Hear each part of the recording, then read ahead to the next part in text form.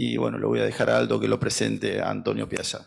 Bueno, ahora la próxima charla va a estar a cargo de mi amigo, acá el doctor Antonio Piazza, que nos va a hablar de branching del arco aórtico, cirujanos con más experiencia en la Argentina y en Latinoamérica en debranching del arco aórtico y cirugía del arco aórtico.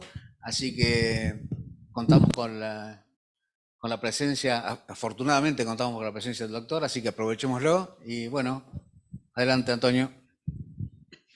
Eh, la verdad que para mí siempre es grato. Yo empecé en Rosario haciendo mis primeros palotes en cirugía cardiovascular. No voy a decir cuántos años hace, porque eso va a delatar la edad, pero realmente he vivido gratos momentos. Creo que fue uno de los mejores periodos que pasé en mi vida. Trabajé mucho, sí, pero también aprendí un montón. Y entonces cada vez que vuelvo a Rosario me trae muy, muy gratos recuerdos. Eh, yo les voy a contar un poco nuestra experiencia y qué es lo que nosotros hacemos cuando tratamos el arco aórtico y básicamente estas técnicas híbridas y técnicas combinadas que usamos para ir a avanzar hacia una zona todavía, explorar una zona que es una zona difícil, que es la zona cero y cómo tratarla. Eh, Hoy ya esa zona cero ya está dividida también en tres zonas, de acuerdo a que sea la raíz, la zona media o la zona donde tenemos origen del tronco brachiocefálico, simplemente para tener una manera de hablar y para obtener una clasificación y saber de qué estamos hablando de lo mismo, porque si no empezamos a mezclar las cosas y no tenemos bien claro, porque existen muchas técnicas, ustedes van a ver, yo les voy a dar varias opciones para poder tratar el arco aórtico, pero y tenemos muchas opciones y no podemos unificar y por supuesto que no vamos a llegar a una conclusión de cuál es el mejor método para tratar esta patología. En esto hay una clasificación que nos lleva a conductas para poder hacerlo y es que se puede dividir en dos groseros, sin circulación extracorpórea y con circulación extracorpórea. Pero esto también se puede hacer sin esternotomía o con esternotomía. El límite está dado entre la zona 1 y la zona 2. Esto a su vez en sin circulación extracorpórea se puede hacer, como les decía, sin esternotomía o con esternotomía. No es necesario la mayoría de las veces para el debranching clásico hacer una esternotomía completa. Con una mini esternotomía es absolutamente suficiente. Y después nos vamos a cuando ya tenemos una zona cero que no la podemos solucionar porque está dilatada, porque desapareció, porque tiene un reemplazo y la tenemos que rehacer. Entonces ahí tenemos dos opciones. Una que es el de branching tipo 2, ahora vamos a ver esa clasificación de la gente de Pensilvania, y cuando tenemos un compromiso de toda la aorta ascendente, el arco, aorta descendente, y tenemos que ir a tratarla en conjunto preferentemente, o no, va a depender de la conducta que uno tenga y de la experiencia que uno tenga, y eso nos va a llevar a aneurisma, omega aneurisma o aneurisma del tipo 3 y que tenemos que ir con una endoprótesis de zona 0 a zona 4. Vamos de lo más sencillo a lo más complejo. Y vamos a ir paso a paso, digamos, como viendo, y vamos a ir complejizando esta situación. Esto es sin circulación extracorpórea, todos ustedes conocidos, el clásico bypass carótido subclavio para poder solucionar, o el reimplante, como en este caso de la arteria subclavia a nivel de la carótida y después poner una endoprótesis en zona 2 es una muy buena opción para tener en cuenta. El uso de una chimenea en algunos casos, o también ya esta nueva endoprótesis que está disponible, que la tenemos en el país y que podemos usar. Lo cierto es que debemos revascularizar la arteria subclavia en condiciones electivas. En condiciones de emergencia uno puede llegar a pasar por alto, pero en condiciones selectivas, esto ya apareció en el Eurostar, fíjense, allá por el 2007 ya se dejó de discutir. ¿Por qué? Porque las lesiones neurológicas, cuando no se revascularizó previamente la subclavia, fue absolutamente demostrado que... ¿Qué hice?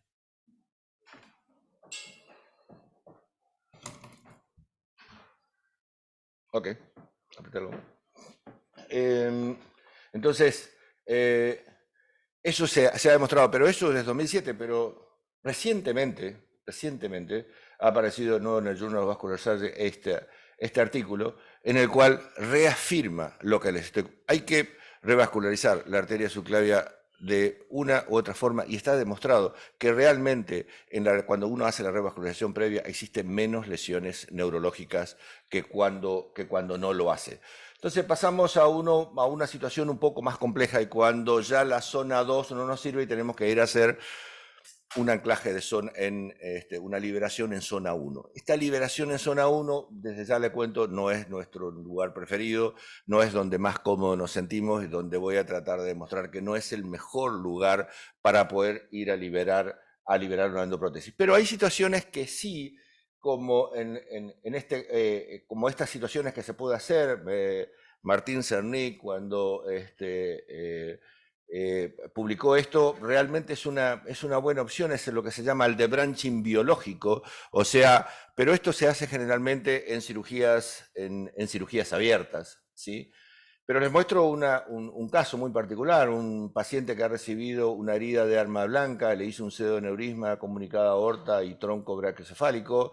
Eso es un cuello de esta manera, engurgitado. ¿Cómo entrar y cómo tratarlo?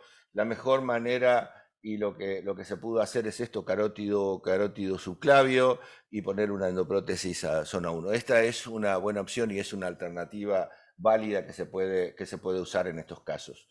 El tema es cuando tenemos comprometida ya zona 1 y tenemos que ir a zona 0. O sea, nuestra zona de liberación es zona 0.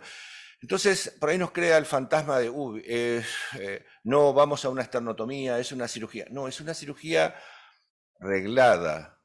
Realmente tiene algunos tips y unos tricks, como decían hoy en alguna técnica, y esto también lo tiene, pero si está arreglado, es una cirugía, puede ser que sea una cirugía larga, pero realmente es bastante segura. En toda nuestra serie, un solo paciente no pudimos pasar desde hacer el procedimiento del debranching y después implantar la endoprótesis. Esto es lo que ha publicado Bavaria en el grupo de Pensilvania, es una clasificación que seguramente todos conocen y hoy cada vez que uno habla de un debranching, entonces se habla de estos tres tipos, clásico debranching tipo 1 o tipo 2, para que un poco aquellos que no están habituados les cuento un poquito para que sea claro. El debranching tipo 1 es cuando solamente hacemos una derivación sin circulación extracorpórea desde zona 0, sector AB, yo le diría, el de lo que le mostré en la primera placa, y desde ahí derivamos los vasos supraórticos e implantamos la endoprótesis a nivel de zona 0 en el sector B. Tipo 2 es cuando tenemos que reemplazar ya con circulación extracorpórea la zona 0, hacemos el debranching y luego vamos con una endoprótesis a liberar dentro de esa prótesis que la llamaremos prótesis quirúrgica para diferenciarla de la endoprótesis. Y cuando vamos a la tipo 13, cuando tenemos que reemplazar aorta ascendente arco y hacer Mount Frogs en el Lefantran. Vamos a enfocarnos ahora y ir un poco más en detalles, que esto creo que es lo que más les puede llegar a interesar, que es cuando tenemos el tipo 1, es decir, debranching desde zona 0, sin circulación extracorpórea y con una mini esternotomía. Les muestro esto, lo voy a mostrar rápidamente y por qué lo traigo, porque este fue nuestro primer caso que hicimos por mini esternotomía. Veníamos haciendo por esternotomía completa y allá por creo que este caso del 2012, decidimos, ¿por qué? Teníamos experiencia en reemplazos valvulares aórticos por mini esternotomía. Teníamos experiencia en clampeo parcial de la aorta haciendo las cirugías coronarias sin circulación extracorpórea. Juntamos las técnicas, decimos, lo podemos hacer por mini esternotomía. Y este fue nuestro primer paciente en un aneurisma atípico del arco aórtico. Y acá empezamos con algunos detalles. Nosotros sí o sí fabricamos en la mesa de quirófano la prótesis que vamos a utilizar. ¿Por qué? Se ha utilizado mucho y se sigue utilizando mucho la prótesis bifurcada para hacer el debranching desde la aorta, desde zona 0. La prótesis bifurcada se ideó para dos ramas iguales.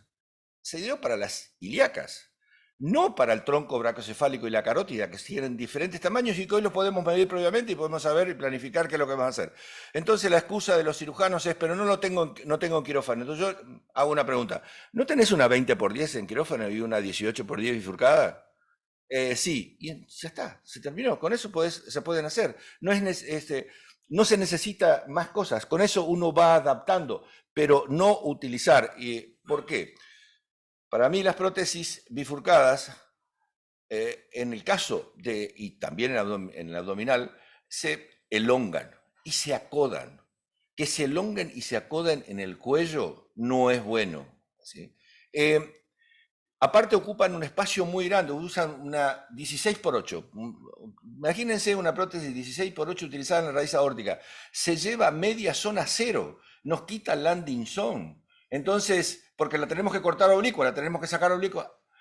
Esto es un orificio pequeño. Usamos una prótesis de 10 o una prótesis de 12 en el mejor de los casos. Alguna vez usamos un poquito más grueso. La anastomosis de la arteria subclavia se puede hacer intratorácica o extratorácica. No necesitamos hacer necesariamente intratorácica. Intratorácica si nos viene cómodo, pero nos vamos a una extratorácica que es absolutamente muy fácil de poder hacerlo. Y después, por supuesto, no nos olvidemos, por favor, de ligar el origen de la arteria subclavia o ponerle un plac. No nos olvidemos, porque ha pasado. Lo otro es, con estas prótesis que le decía, hay una correlación.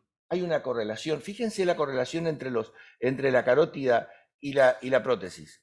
Es aparentemente una continuidad. ¿Qué es lo que estamos buscando en esto? Una buena landing zone, que no haya turbulencias para que este procedimiento dure muchos años y para que no se estenosie, que no genere hiperplasia neointimal.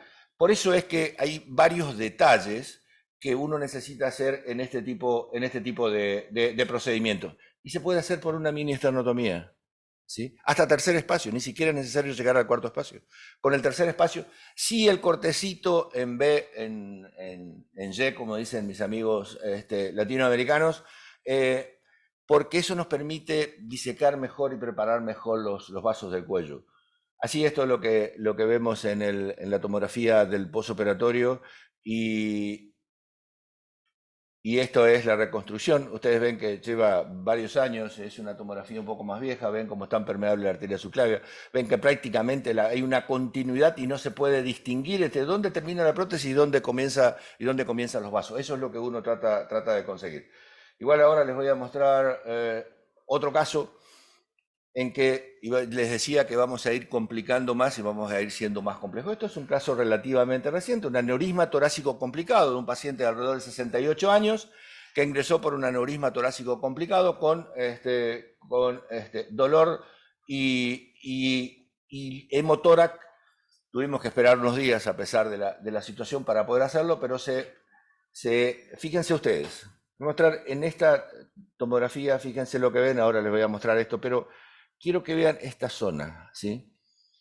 Y cuando lo conversamos con Aldo vemos zona 2, compleja, fea, ¿sí? Anfractuosa, irregular. ¿Qué nos queda de zona 1? Prácticamente nada. En este tipo de aorta, de arco aórtico, que seguramente nos va a dar la posibilidad, si ponemos una endoprótesis en zona 1, nos puede llegar a tener o tiene mayores posibilidades de hacer un pico de pájaro y entonces tener problemas en el futuro. Voy a tratar de ver si se ve el gran aneurisma. Allá lo van a poder ver lo que era, y este era el aneurisma torácico. ¿Cuál fue el plan que hicimos en esto? Y van a aparecer los dibujos del doctor Paganini en la charla frecuentemente. Creo que todos nosotros lo conocemos, pero esto se habló en la sesión anterior de la planificación. La planificación es absolutamente muy, muy importante. Se planeó el de branching y después ir con endoprótesis en forma retrógrada, con un detalle en el tema de las endoprótesis. Siempre la distal de menor diámetro y la distal primero, la proximal en segundo término. Es decir, Acá les muestro cómo nosotros hacemos esto en quirófano y no siempre tiene la misma forma. Siempre lo vamos buscando. Fíjense que acá una sale en forma lateral y la otra anterior, porque vamos viendo la distribución anatómica que tiene y eso lo evaluamos por tomografía, ¿sí? Esto se hace con un clapeo parcial, ahí lo ven, el orificio es pequeño, nos queda una zona, una buena zona landing zone para poder hacerlo, así es, ahí es como ustedes lo ven, y es una mini histernotomía, es tercer espacio, ¿sí? Y un detalle más, y acá seguimos con el otro detalle, un banding. Banding, en este caso, este procedimiento fue en el momento, hicimos todo junto a continuación, no tenemos sala híbrida, lo llevamos de un quirófano a la sala de hemodinamia, en este centro, hacemos un banding. El banding, ¿por qué? Nos sirve de zona de anclaje y nos evita la dilatación en el futuro. No solamente de la aorta, ya vamos a ver que también nos va a evitar la dilatación en el futuro de las prótesis. Ahora después vamos a hablar un poquito más adelante de eso. Y hacemos otra cosa que tenemos acá, una marca radiopaca, pero una marca radiopaca en serio, potente. Hasta ahí, ese es nuestro margen, hasta donde llegamos.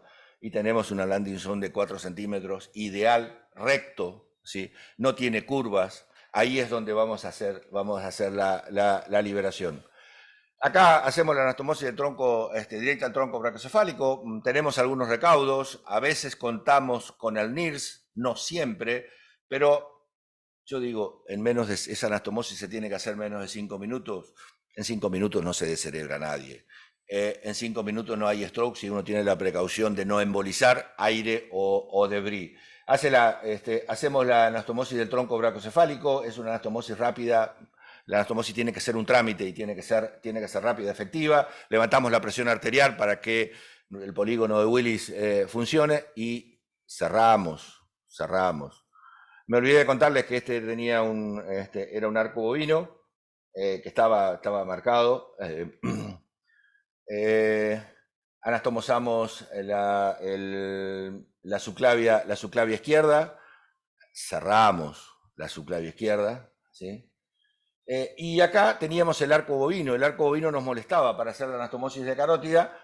Como tenemos cierta impunidad en el trato de la aorta, bajamos un poco la presión arterial, resecamos porque la verdad nos estaba molestando para poder hacer la anastomosis, la llevamos hacia abajo, retiramos y pudimos hacer, como ustedes ven, la anastomosis con tranquilidad, con libertad, cómodamente para poder hacerlo. Sigue siendo un procedimiento largo, no es un procedimiento que en 2 horas nos vamos, no.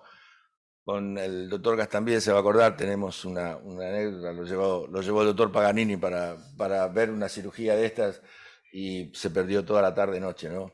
De nuevo, fíjense cómo queda, este es intraoperatorio y de nuevo estamos hablando de que estamos con una mini esternotomía, ¿sí? A este paciente lo llevamos a la sala de hemodinamia, decía que en este lugar tenemos sala híbrida, liberamos primero la distal, ¿sí? Después la proximal, pero estamos liberando en zona cero, entonces ¿qué precauciones tenemos que tener para liberar en zona cero? Tenemos que bajar la presión arterial. ¿Cómo hacemos para bajar la presión arterial? Asociamos otros, fuimos aprendiendo con el tiempo.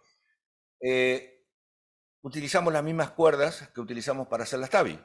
O sea, depende del arco que tengamos que enfrentar, utilizamos o una confida o una safari o la que de acuerdo a la rigidez que podamos hacer, eso va, por supuesto, dentro del ventrículo, marcapaseamos, como marcapaseamos la STAVI, marcapaseo rápido, intraventricular a través de la cuerda y así la liberamos. Pero fíjense la marca, cómo se ve muy bien dónde está la marca y así lo liberamos y cuál es el límite que tenemos. Acá ustedes pueden apreciar bien esta marca radiopaca, este es nuestro límite, hasta ahí llegamos, desde ahí salimos con la prótesis quirúrgica y así es como lo vemos. Ahora vamos a tratar de ver lo que vimos en el postoperatorio, vemos la exclusión completa de todo este aneurisma complicado.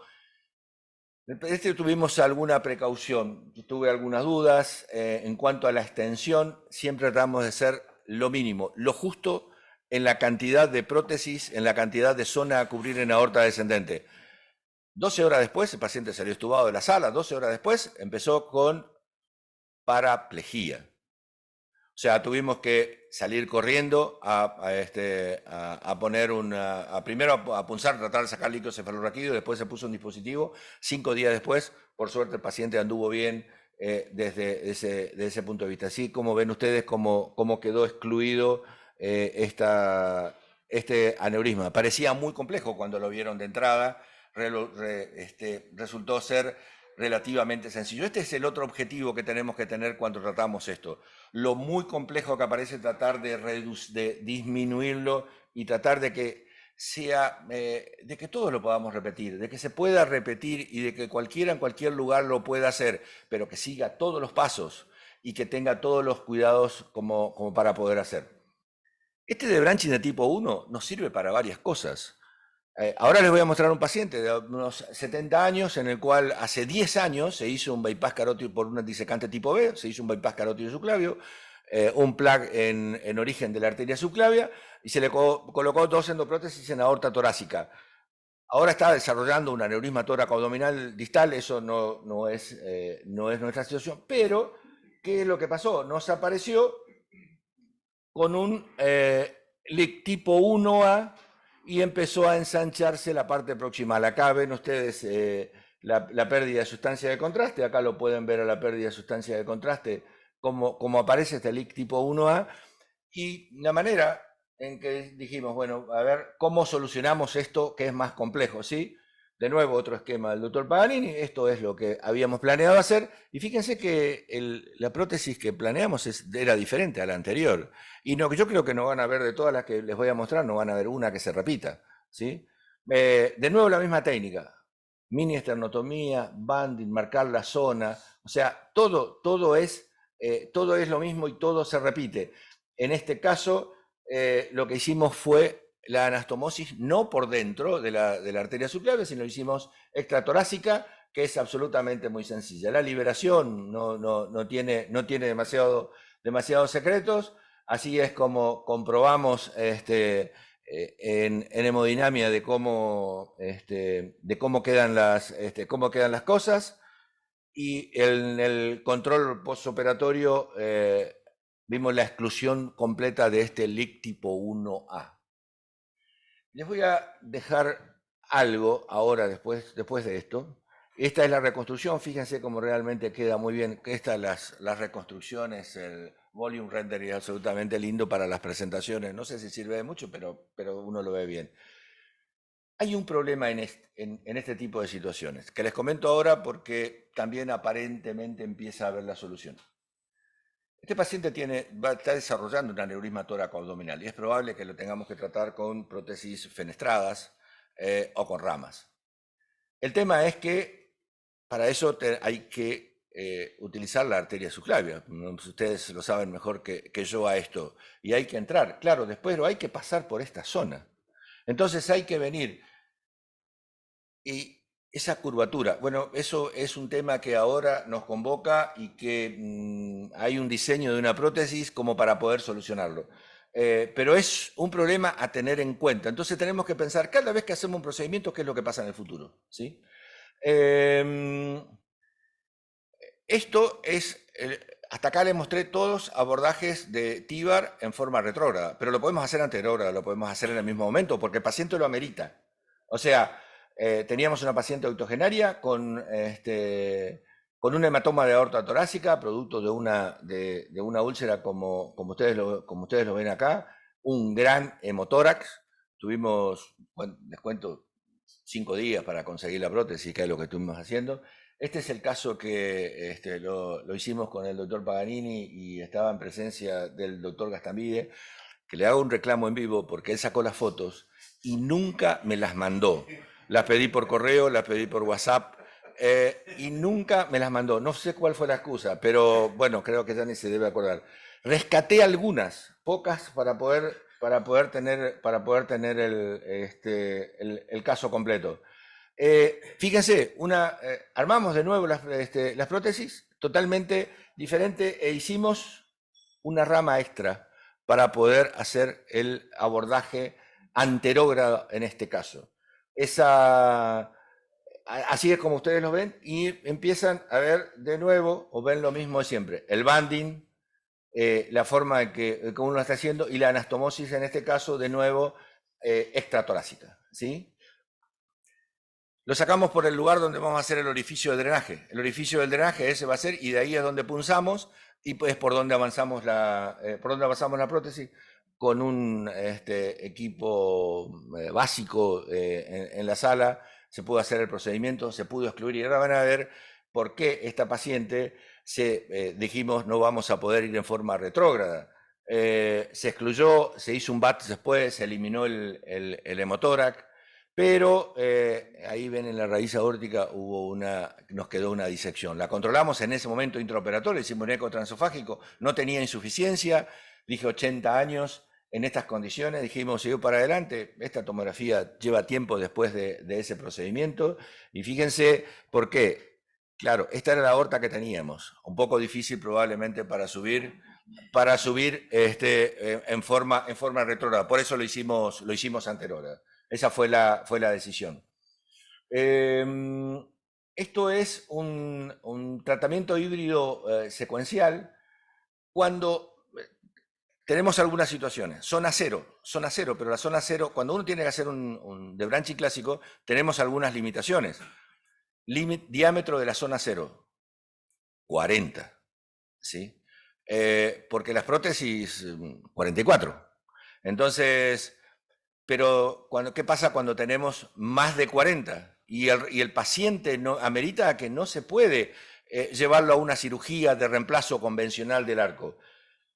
Ese banding que lo hacemos, podemos ya no dejarlo en nominal, sino empezar a comprimir y disminuir esos 44 a 40. Aldo me pide, ¿lo puedes llevar a 38? Y le digo, no sé si puedo tanto. Entonces, fíjense ustedes, gran aneurisma torácico de nuevo, con una zona cero, sí, sin calcio, buena, pero con ese tamaño, 44, ¿sí? 44. Las mediciones las hicimos bien, ¿no? Espero que esta imagen para el radiólogo nos diga que estaba bien hecho, cómo lo cortamos. Y de nuevo, lo mismo de siempre, ¿sí? Pero la prótesis es diferente, el diseño es diferente, las medidas son diferentes. Tomografía posterior sin contraste. No era necesario hacerle contraste, si lo podemos medir, 40. Y entonces fue lo que planeamos, poner las dos endoprótesis, por supuesto la de 44 a la proximal y una distal más pequeña. Así es como se hizo la liberación y el control de las dos endoprótesis, y así es como tenemos en el postoperatorio con la anastomosis a la arteria subclavia o axilar extratorácica. O sea, ustedes van a ver que hay una serie de procedimientos que son relativamente sencillos, les vuelvo a repetir, reglados, y realmente, no sé si llamarlos complejos, pero es más complejo ir a reemplazar esa aorta en forma directa. Empezamos a hacer esto, tenemos una primera publicación que le hicimos en la revista de Cardiología ya en el 2008, donde participamos con otros centros, y acá presentamos los primeros 3 de branching tipo 1, que no estamos. Y vamos a una situación, porque somos más, no diría que nos fanatizamos con ir a zona cero, pero tiene los por qué, ¿sí? En este trabajo realmente una de las cosas que uno puede apreciar es el tema de que las posibilidades de tener el pico de pájaro en zona 1 y zona 2, eso se puede evitar yendo a zona 0, ¿sí? Y no es tan sencillo hacer un bypass carótido subclavio, ¿sí? Y es también relativamente sencillo en cuanto a complejidad hacer una mini esternotomía, hacer un debranching, y yo creo que nos da tanto en seguimiento como en el momento del implante, mucha mejor landing zone que una zona incierta como es la zona 1. Acá en este estudio se hicieron la pregunta si cuál de las dos maneras es para tratar la patología del arco aórtico. No sé si, y no la vamos a responder hoy, seguramente, pero qué es lo que ellos han encontrado, ¿sí? El resultado inicial es más o menos el mismo, por supuesto que la recuperación del equilibrio es mucho más rápido, es sin circulación extracorpórea, sin hipotermia, pero la mortalidad es mayor y las posibilidades de reintervenciones en el híbrido es mayor. Me puse a analizar, uno está tratando de buscarle por qué, yo quiero que el híbrido funcione bien porque creo en eso, y encontré este dato, ¿sí? Zona 0, menos del 30%. Todos estos pacientes, el 60% se hicieron en zona 1. ¿Será que el problema en el seguimiento de estos pacientes fue porque la mayoría estaban hechos de zona 1? Es un interrogante, no tengo la respuesta, el trabajo no lo responde. Pero me queda preguntando. Existen diversas opciones para el tratamiento del arco, chimeneas con debranching, Nexus, también con los debranchis hechos, las distintas endoprótesis de arco, como vimos hoy en la presentación anterior, de que uno lo puede hacer. Para todo esto tenemos que tener zona 0, buena zona 0. ¿Qué pasa cuando la zona 0 no existe? Cuando no está, por alguna razón, o está comprometida, ¿sí? Este trabajo publicado ya hace un tiempo, conocidos por lo menos nosotros por Honorio Palma, que pudieron hacer un Vental de esta manera, hicieron la zona 0 en un paciente inoperable. La gente de Maryland publicó estos dos casos en disecciones, también en pacientes inoperables. Tuvieron la desgracia de que al poco tiempo uno le falleció por una eurosepsis. Pero pudieron tratarla. Es la sumatoria, o sea, la adaptación de una válvula autoexpandible con una endoprótesis, y uno puede tratar la disección tipo A en estos casos cuando no se tiene zona 0. ¿Son anecdóticos? Sí. ¿Cada vez se está trabajando más? ¿Existen series? Sí. Pero lo que realmente cuando no tenemos zona 0 la tenemos que fabricar, la tenemos que hacer. Tenemos que reemplazar esa zona y tenemos que hacer el debranching para poder ir a de nuevo liberar una endoprótesis en esta prótesis quirúrgica, que de ahora lo vamos a llamar en prótesis quirúrgica. Ya en 5 minutos creo que estoy terminando. Y este es el tipo 2 de la clasificación de ¿cómo es? De Pensilvania, ¿sí? Les voy a mostrar un caso que para nosotros fue interesante, lo presentamos en algún momento en nuestro congreso, que un paciente que ingresó por una disección, más que una disección, un desgarro a nivel de la raíz aórtica en zona 0, entre la región A y B, diría, y tenía un disecante crónico tipo B que tenía compromiso del arco. ¿Qué es lo que planeamos? Un reemplazo de la aorta ascendente más de branching, un bypass carótido subclavio y endoprótesis aórtica retrógrada. Fíjense, la ecografía es muy categórica, como pueden ver el hematoma comprimiendo el tronco de la coronaria izquierda. Fíjense el hematoma, el disecante tipo B crónico que tenía, y acá se ve el desgarro en la imagen. Acá de nuevo pueden ver el desgarro. Esto es el tronco de la coronaria izquierda, el hematoma comprimiendo, y cómo lo ven en la tomografía. ¿Qué es lo que hicimos? Hicimos un Vental. Es muy pocas veces nosotros en disecante hacemos Vental. Entre el 80 y el 85% de las veces recuperamos la válvula, como les voy a mostrar ahora. De nuevo me pasó lo mismo. Y acá pusimos una prótesis un poco más gruesa. Esta debe ser de 14 milímetros. ¿Sí? Fue el tronco brachiocefálico. ¿Por qué era un tronco brachiocefálico importante? Entonces, y una prótesis de 6 para la carótida. Pero pusimos esto, un banding a la prótesis. Y ahora después les voy a decir por qué ponemos banding a las prótesis, no solo a la aorta. Entonces esto se hizo es en el posoperatorio de este procedimiento. Fíjense lo que tenemos, la landing zone en zona 0, una zona recta, ¿sí? De más de 4 centímetros. Y ahí es donde avanzamos y planeamos hacer el TIBAR retrógrado, como en este caso.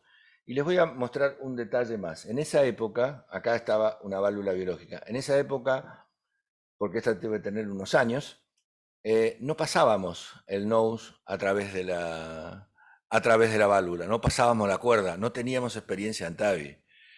No estamos, esto lo agregamos en el último tiempo, ¿sí? Y esto es lo que hicimos, pero el procedimiento quedó así, hicimos el bypass carótido subclavio, realmente es una opción para solucionar un problema muy complejo. Siempre cada vez que hacemos un procedimiento tenemos que pensar qué pasa en el futuro, ¿sí? ¿Cómo vamos a tratar de lo que pasa? Este es un paciente que estará esperando para el futuro. A lo mejor yo esté retirado y no lo tenga que hacer, pero es una dilatación de aorta ascendente por una artritis de célula gigante, una señora de menos de 50 años, 48 años, con estas imágenes. Un arco aórtico dilatado, pero no para tratarlo, una aorta descendente dilatada, pero no para tratarlo, pero sí con una aorta ascendente dilatada peligrosamente. Por supuesto que no sabemos, no tenemos que comparar si es que estaba dentro de riesgo o no, pero hemos decidido con la paciente reemplazarle la aorta ascendente, hacerle un vental biológico en el mismo momento, pero lo hicimos con un debranching. ¿Por qué? Porque le dejamos una zona 0, ¿sí? Una landing zone para el futuro. Esta señora no le hicimos más nada, ¿sí? Hicimos esto, ¿sí? Y de nuevo ven ustedes acá, banding a la prótesis, ¿sí? Esta señora está esperando, si se dilata alguna vez, nos queda muy sencillo, un bypass carótido subclavio y endoprótesis desde abajo. Entonces, ya nos estamos preparando, no tenemos que preparar cada vez que hagamos un procedimiento para lo que podamos hacer después. ¿Por qué hacemos banding a las prótesis? Por esto. Roeder de Dinamarca, allá en el 2007 o 2009, ya hace un llamado de atención. Las prótesis se dilatan, no permanecen estables. Yo os digo que las prótesis bifurcadas se elongan y se acodan, y las prótesis en aorta ascendente, sobre todo, lo que hacen es se acortan y se dilatan. Yo he visto prótesis en reoperaciones de muchos años de 6 centímetros. ¿Quién pone una prótesis de 60 milímetros? ¿Qué cirujano? La prótesis más común que nosotros usamos 30, excepcionalmente 32. Etz, en la época que estuvo con Randall Grip, ahora está en Alemania, estuvo en nuestro congreso recientemente, hizo este estudio, ¿sí?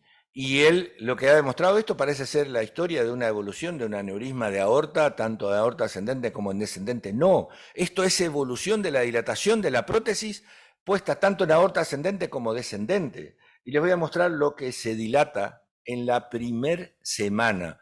Y esto hay que tenerlo en cuenta. En la primera semana, en aorta ascendente se dilata el 17% de la prótesis. ¿Qué significa esto? Nosotros decimos, vamos a hacer una nueva zona 0, como estamos diciendo, vamos a hacer una zona 0, ponemos una prótesis de 30, no la medimos en el postoperatorio, vamos a la semana 10 días, le ponemos una endoprótesis 30, una 36, debe estar bien, ¿no? Sacamos la cuenta, esa prótesis que pusimos quirúrgica probablemente pueda llegar a tener 35 milímetros ahora. 35 milímetros. Ojo, a tener muy en cuenta este dato, ¿sí? Es absolutamente muy, muy importante. No siempre se da, pero lo tenemos que tener en cuenta. Y también se puede dar en el futuro. Entonces, hagámosle un banding, evitemos que esto nos ocurra en el futuro. Cuando no tenemos opción porque tenemos o tenemos una disección o tenemos una mega aorta, tenemos que reemplazar la aorta ascendente, el arco aórtico y hacer una frauxia elefantral. Les voy a mostrar, este es un caso donde acá pueden ver, esto fue una chica joven, entró por un accidente cerebrovascular, no hemorrágico, con trombosis del tronco brachiocefálico, como ustedes lo ven ahí. Es un disecante típico tipo A, y decidimos hacer una prótesis nueva que por suerte lo tenemos en el mercado, que es la Evita Open Neo. Este fue el plan que habíamos hecho. Vamos a hacer reemplazar la aorta ascendente del arco y hacer una Frozen Elephant Trunk para poder ayudar a esta señora. De todos los impresionables les digo que no lo miren a esta imagen. ¿Por qué? Estamos punzando la aorta disecada. La punzamos en forma directa, ¿sí? La seguimos con Seldinger, eco transesofágico, vemos que la guía, ¿sí?, esté en la luz verdadera. Esto es absolutamente muy importante, ¿sí? Es muy importante que la guía esté en luz verdadera. Recién escuchaba los comentarios de que más de una vez alguien puso esto en la luz falsa.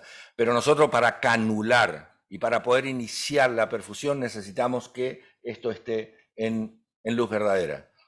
Claro, pero ahora me aparece una segunda guía. Sí, porque íbamos a ir a aorta descendente.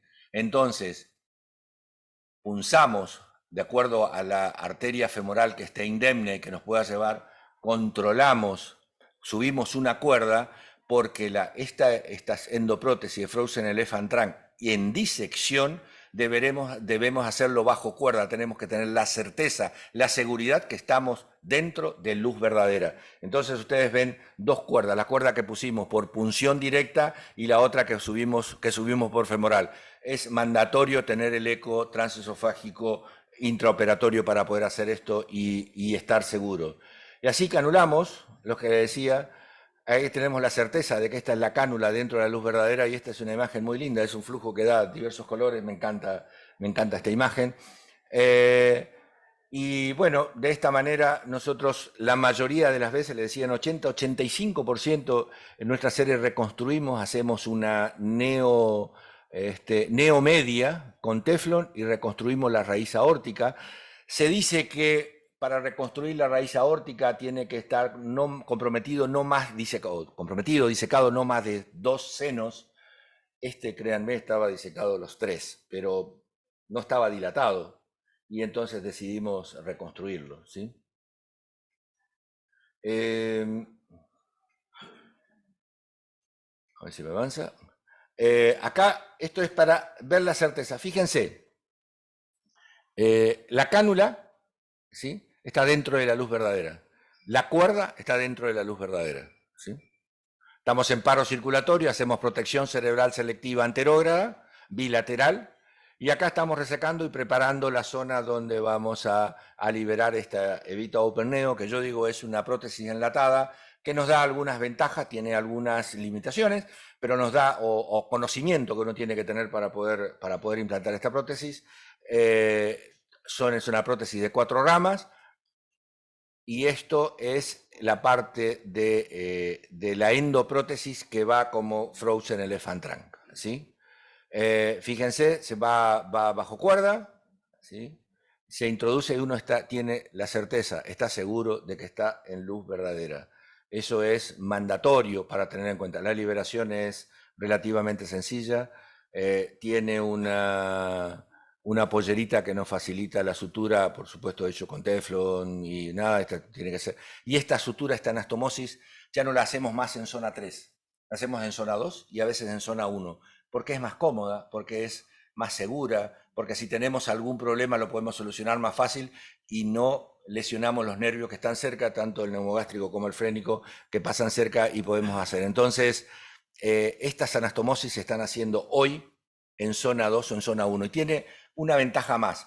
Nos vamos que si estas prótesis son un poco más largas, no se olviden de la paraplegia, un fantasma que tiene la Frozen Elephant Trunk, que yo creo hoy que es un fantasma y nada más. Nos viene más y cada vez entonces nos queda menos endoprótesis en aorta descendente, ¿sí? Anastomosis proximal, entonces ya terminamos con el tiempo de isquemia. Las anastomosis, como vieron ustedes, de los vasos supraórticos, ya está, el corazón empezó a latir porque está conectado, y así es como termina el procedimiento. Así es como termina el procedimiento, de lo que está una nueva zona 0. Saliendo de acá, la anastomosis está hecha en zona 1. En este paciente está hecho en zona 1. Pero aquí, no se olviden, esto va a ser tema para el futuro de esto, ¿sí? Porque por acá tenemos que entrar con un catéter, con una guía, y con una cuerda para poder poner una fenestrada en la torácica descendente. Esa es la única vía de entrada que tenemos a la aorta. Y tenemos que entrar tanto por axilar o subclavia y conectarla para implantar una fenestrada. Es un problema a futuro que hay que resolverlo. Hay una nueva endoprótesis diseñada que puede hacer. Controlamos con el eco transesofágico esa válvula que la reparamos. Perdón. Esa válvula que la reparamos esté bien, así es como se ve la endoprótesis. Me pasó.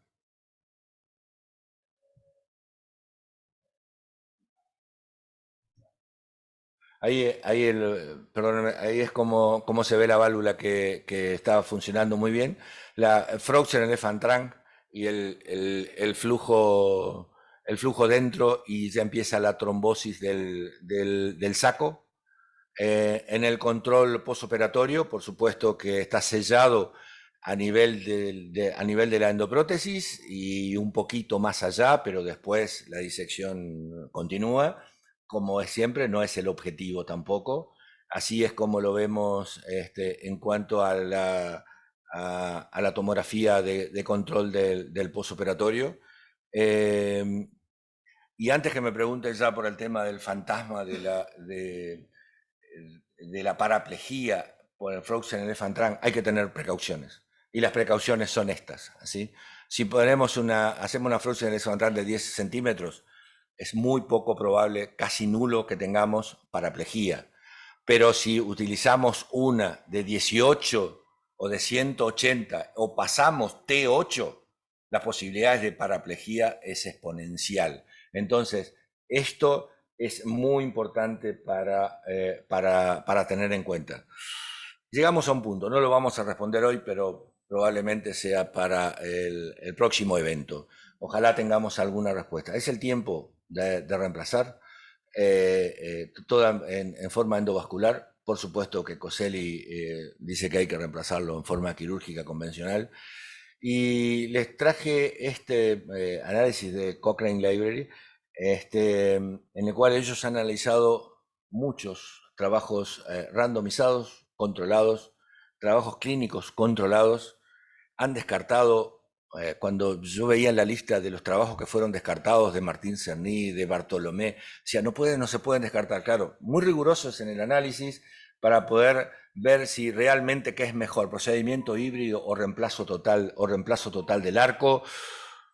La pérdida en el seguimiento hace que no se pueda llegar a una conclusión. Entonces esa respuesta no la podemos tener. Lo que sí, como conclusión muy breve de todo esto que le estaba diciendo, lo que me parece es que el debranching del arco aórtico sumado a la terapia endovascular es una alternativa válida para el tratamiento del aneurisma aórtico.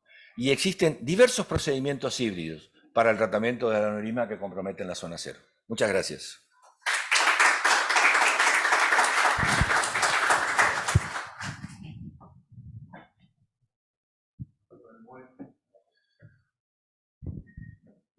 Hola, muy interesante, Antonio, como siempre. Algunas cosas para resaltar, que ya las dijo Antonio, pero me gustaría resaltarlas, es que la zona 1, que es la zona que está entre la carótida izquierda y el tronco brachicefálico, es la peor zona para un anclaje proximal de la endoprótesis, por dos motivos.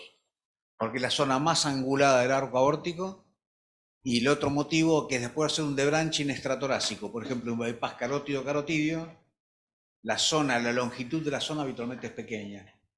Entonces, zona 1, prácticamente hay que desecharla, y para hacer zona 1 hay que hacer un bypass carótido-carotidio, y como ya dijo el doctor Piazza, es una operación con complicaciones, que por ahí tiene menos complicaciones, una mini esternotomía con debranching total del arco aórtico, que hacer un carótido-carotidio y un carótido subclavio. Y es ahí que lo mostró en la bibliografía, donde la mayoría hicieron extratorácicos y las complicaciones eran mayores.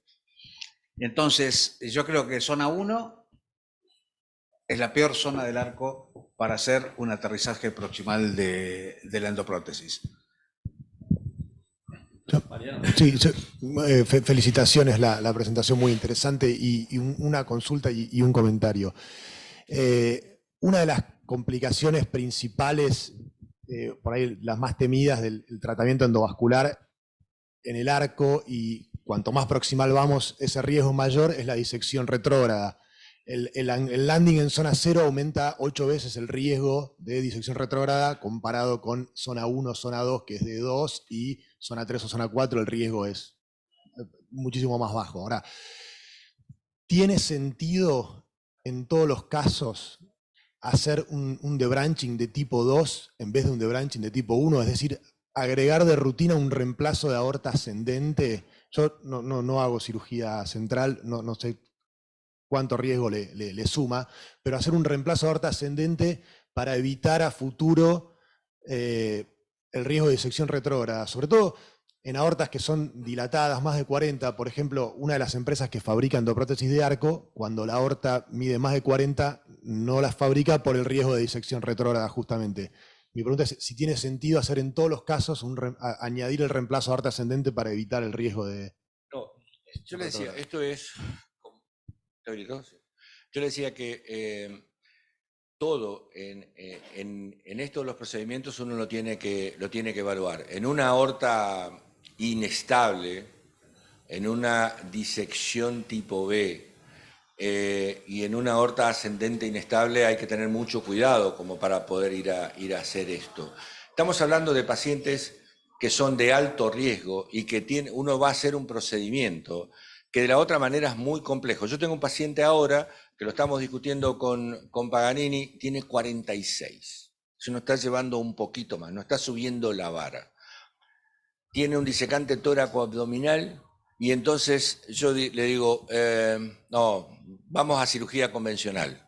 Claro, me viene a ver el paciente, tiene 64 años, obeso, EPOC. O sea, digo, no. Entonces estoy viendo cuál es la mejor técnica para poder ir a reducir eso, ¿sí? Llevarlo a 40 e ir a disminuir la posibilidad y darle una oportunidad, porque si no lo otro es reemplazar la aorta ascendente. Reemplazar la aorta ascendente no es inocuo porque es hipotermia. Si uno quiere hacer un buen reemplazo, porque si no se hacen un Vental cortito así. El Vental cortito así todos sabemos que no sirve para nada en el futuro, ¿sí? Ni siquiera para hacer un debranche tipo 1 en el futuro. Pero todos hacemos un Vental cortito así. Entonces necesitamos reemplazar hasta el tronco brachiocefálico, tenemos que hacer una anastomosis abierta. Hacer anastomosis abierta significa hipotermia moderada y paro circulatorio, o sea, estamos complejizando un poco más. Un clampeo parcial, una mini esternotomía es algo reglado. No tuvimos, en nuestra experiencia, tuvimos suerte, es lo que le contaba, es decir, lo único que fue, tuvimos esa disección en la raíz, y lo muestro porque realmente nos pasó, es que yo creo que fue mucho trabajo para poder pasar la prótesis y trabajar en esa zona, y eso es lo que nos llevó. Fue al final nos dimos cuenta que estaba disecado. Pero el hecho de tener el banding arriba, la prótesis ahí, no progresó, quedó contenido en ese lugar. Yo no sé si vale la pena ir a reemplazar. Sí vale la pena ir a reemplazar y en un debranching preparándose para el futuro. Probablemente, todavía para mí la cirugía de Frozen Elephant Trunk es una cirugía hermosa, me gusta, la hacemos frecuentemente, pero es una cirugía enorme. Hay que disminuir, esa cirugía no debería existir. O sea, después que les muestro todo, les digo, sí, pero esa cirugía no debería existir, es enorme. Son 6 horas de cirugía por lo menos, en el mejor de los casos, andando bien. O sea, hay que enfriarlo a 23, 24 grados, hay que hacer hipotermia, hay que controlar un montón de factores y después tenemos respuesta inflamatoria a pesar de eso, sangrados, hay un montón de situaciones. Entonces, si podemos minimizar a ir a un reemplazo de aorta ascendente, un debranching y después ir con TIVA retrógrado, creo que es una buena opción. Pero si tenemos comprometido el arco, no tenemos opción, la tenemos que ir a reemplazar. Y entonces tenemos comprometido el arco, tenemos un TIER en el arco, eso, reemplazar el arco y hacer un Frozen Elephant Trunk es un paso más. Es lo mismo. Ni siquiera es una anastomosis. Entonces, yo creo que la zona 0 es una muy buena zona para poder trabajarla siempre. Queda recta, da 40 milímetros, 30 milímetros en el mejor de los casos de landing zone. Recta, no hay pico de pájaro, absolutamente no se ve. En la evolución nosotros tenemos paciente este que le mostré como el de la primer mini externo, porque después los pacientes anteriores los perdí en el seguimiento, la verdad que eso no se lo puedo, no puedo decir. Pero este paciente lo sigo, no tiene un LIC tipo 1A, no ha desarrollado. El banding creo que es importante, muy importante para tener en cuenta. Un pequeño comentario, que es verdad que estos pacientes pueden tener patología de toda la aorta y tóraco abdominal y que después hay que preparar para el futuro y el de Branch, si hay que hacer un tratamiento tóraco abdominal con ramas y hay que venir desde arriba y el de branching puede dificultar eso. Una solución, nosotros hemos hecho en algún caso, es después del de branching, y cuando se hace el tratamiento endovascular, el TIVAR, es poner una rama ilíaca a modo de periscopio retrógrado hacia la subclavia derecha. Entonces eso permite un acceso desde la subclavia hacia el tórax descendente. Eso después, en un segundo tiempo, si queda un leak, se puede excluir con otra endoprótesis. Eso es una opción que se puede... Una fantasía. Es un poco más, se usan un poco, sí. Claro, se usan más dispositivos, pero es una buena solución. El doctor Gastambide quiere hacer una pregunta de Montevideo. Bueno, de nuevo, buenos días. No sé si me escuchan bien. ¿Se escucha? Perfecto. Sí, sí. Bueno, antes que nada, felicitar a mi amigo Antonio Piazza, que más allá de la amistad, me sumo a los comentarios que hizo Aldo de la calidad profesional de Antonio, la experiencia y seguramente a nivel de América Latina, por ejemplo, por supuesto, es la persona más destacada sobre este tema. En segundo lugar, como fui aludido por el doctor, recuerdo perfectamente esa noche que fuimos desde el Congreso Argentino, invitados por Claudio, a compartir una linda partida, no de póker ni de otro deporte, sino de quirúrgica, y disfrutamos mucho. Y sí, saqué unas fotos que lamentablemente mi amigo Antonio no la he podido ni usar yo porque no sé dónde las tengo. Nunca las pude encontrar. Por más que usted piense lo contrario, nunca me va a ver en ningún podio o fórum o encuentro mostrando aquella foto suya. Ojalá, porque realmente eran documentos muy interesantes por lo que vivimos. En suma, no quiero extenderme, felicitaciones nuevamente y bueno, creo que ahora iremos a un break o algo así y después continuaremos. No sé qué dicen nuestros coordinadores. Sí, señor. Vamos a dar un break cortito